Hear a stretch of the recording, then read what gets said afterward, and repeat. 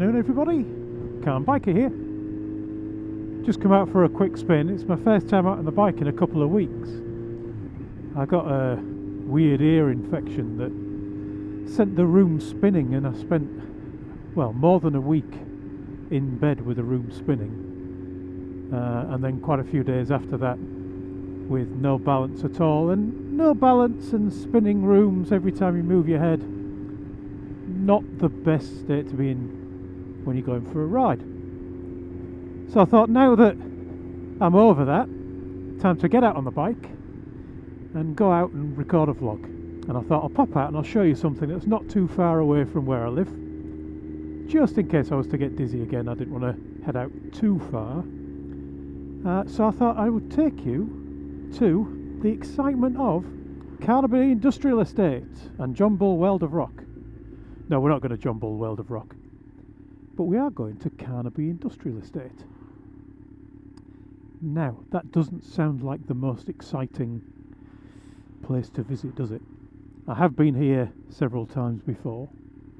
There was a company down here 20 years ago, probably, in fact more than 20 years ago, that they specialised in making vats and hoppers and them big kind of cylinders you see near farms that are full of grain, and allow them to drop the grain out to go and feed the animals with. And I was down here putting a network in for them. Before I was a software person, I used to do networks. Good old Novell network. And when I first came here, I thought, well, this is an unusual place. It's got this really, really wide road. Now, it wasn't as built up as this back then. That's very nice of him, isn't it? Let me past. Thank you kindly. I thought it's a really weird place. It wasn't as built up, not as many buildings on it. I mean, now it's very much the industrial estate. So a lot of this was just kind of empty, waiting to be rented out and built upon. And what it then was just this weird, long, straight, very wide road with roundabouts all the way along, and fields on either side, and at the end more fields. It doesn't lead anywhere, it's just a big, wide, long, straight road. And around here, Yorkshire, and even more so if you go across the river to Lincolnshire, that can often mean something.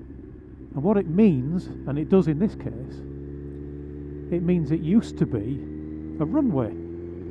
And this used to be a runway that the bombers would come back to after the Second World War, during the Second World War, after they'd been on the bombing missions. Now, that in itself, there's loads of them about, but I thought I would show you this one, and I'm going to show you something else in a minute. That's a memorial that's been put up this year that I've not seen yet, but I'm told is very striking. And it's a memorial to one of those bombers and to the crew of one of those bombers because of a particular story.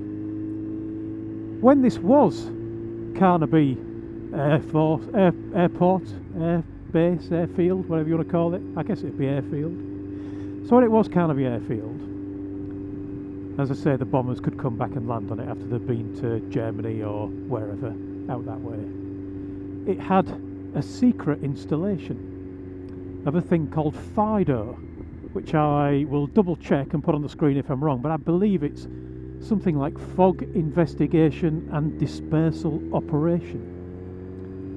And it's a special system, and the idea was that if your runway was really foggy, meaning you couldn't land on it, even nowadays with all the magical autopilots and instruments and all that kind of stuff that they didn't have in the 1940s, landing in thick fog is a big problem.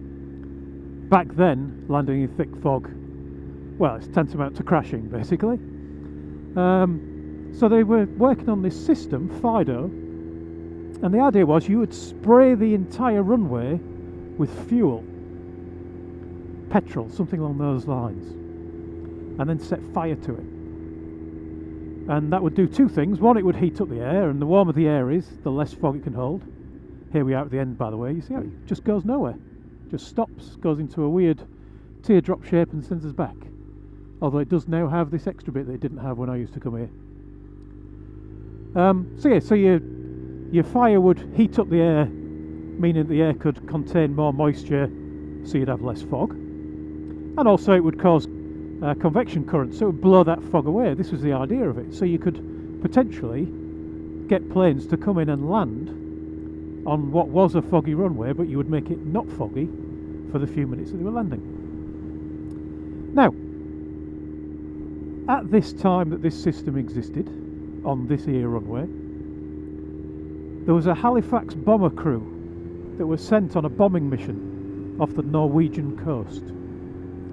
And during that bombing mission, the aircraft was badly damaged, big hole in the fuselage. And it was damaged so badly that one of the crew members actually fell out of the plane. Now you can imagine that would be a horrible thing for the person who fell out, and pretty bad for the rest of the crew as well, who, as far as they're aware, they've lost their fellow airman. And the plane, obviously badly damaged, had to land.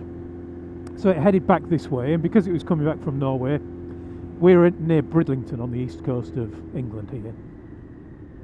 They decided this was a good place to come back to, so they headed back in this direction to come back and land at Carnaby.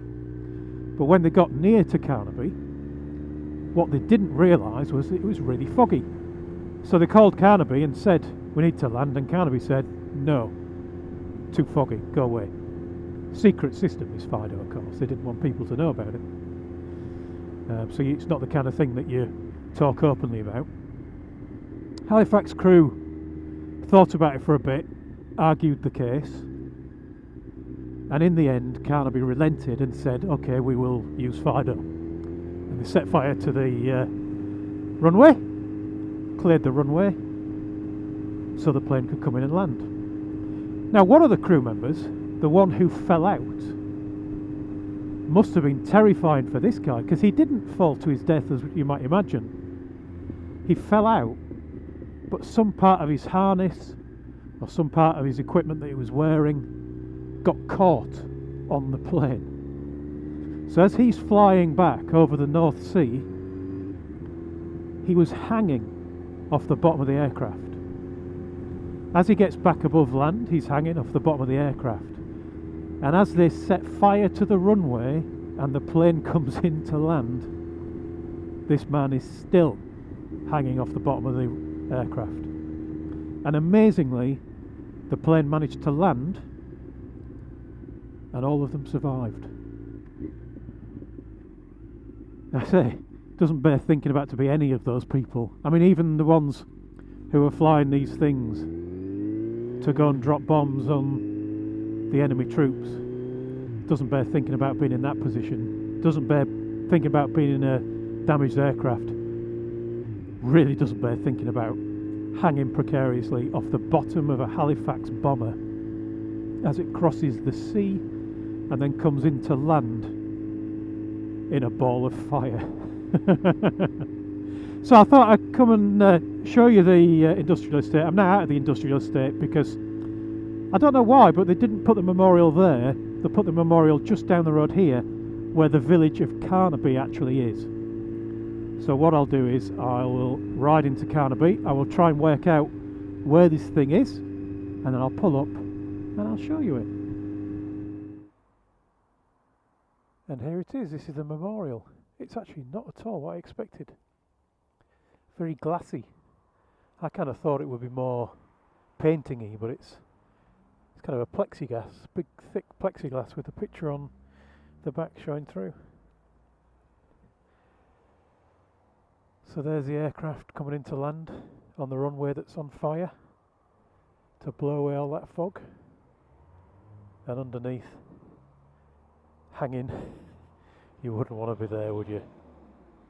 It just doesn't bear thinking about, just hanging underneath there.